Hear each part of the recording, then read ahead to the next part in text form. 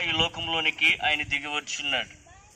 ఆయన నీనా పాప శాపాలను పరిహరించుట నిమిత్తమై శిలువ మ్రానుపైన మరణించి సమాధి చేయబడి తిరిగి సజీవునిగా మృతులలోంచి లేచి పరలోక రాజ్యానికి వెళ్ళి ఉన్నారు. అయితే ప్రియులారా, ఆయన మరలా అతి త్వరగా ఈ లోకంలోనికి రానై ఉన్నారు.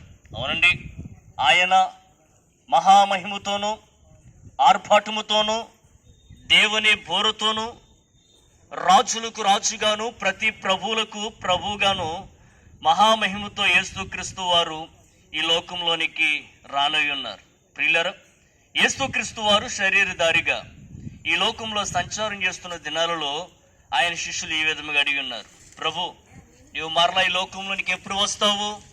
నీ రాకుడుకు గురుతులు సూచనలు, ఈ యుగ సమాప్తికి సూచనలు ఏమిటని అడిగి ఉన్నారు. ఆ యొక్క సమయమున యేసుక్రీస్తు వారు స్పష్టంగా చెప్పి ఉన్నారు, నాకు రాకుడుకు రాజ్యం మీదకి రాజ్యమును, జనము మీదకి జనమును లేచును.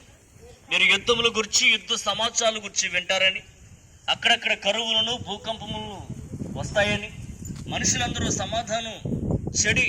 సమాధానం కొరకు వెతుకుచూ ఉంటారని మరి యేసుక్రీస్తు వారు చెప్పారు.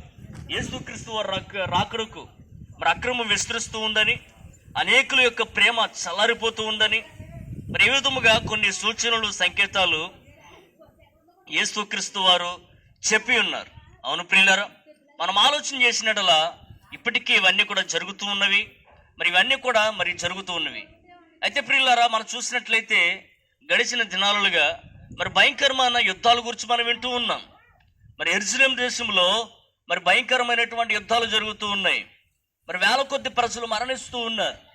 మరి అనేక ప్రాంతాల్లో అనేక దేశాలలో భయంకరమైనటువంటి మరి యొక్క భూకంపాలు సంభవిస్తూ ఉన్నాయి, భయంకరమైనటువంటి కరువులు కలుగుతూ ఉన్నాయి. మరి గతంలో ఎన్నడూ మనం విన్నటువంటి వ్యాధులు ప్రబలుతూ ఉన్నాయి. మరి మనుషులందరూ భయంకరమైనటువంటి విషయాల గురించి వింటూ ఉన్నారు.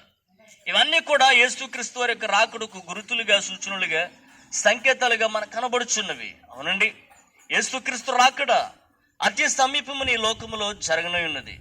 ఈ మాటలు వింటున్న ప్రియ సహోదరి సహోదరుడా, దేవుని ప్రజలారా గమనించండి.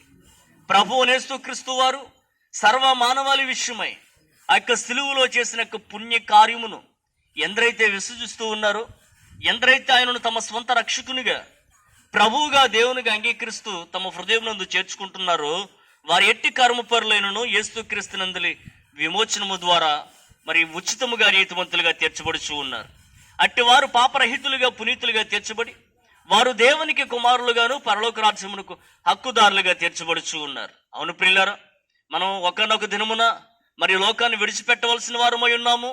మరి దేవుడు మన కొరకు సిద్ధపరిచినటువంటి ఆయన రాజ్యంలోనికి వెళ్ళవలసిన వారమై ఉన్నాం. కాబట్టి ఈ లోకము అశాశ్వతమైనది, మరి శాశ్వతమైనది దేవుని రాజ్యం అండి. ఈ విషయాలు మన యొక్క హృదయమునందు మనం జ్ఞాపకం చేసుకునిచు దేవుని యొక్క రాకుడు కొరకు మనం సిద్ధపడాలని ఈ కొద్ది మాటలు తెలియజేస్తూ ఉన్నాను. మన ప్రాంతం క్షేమాభివృద్ధి కొరకు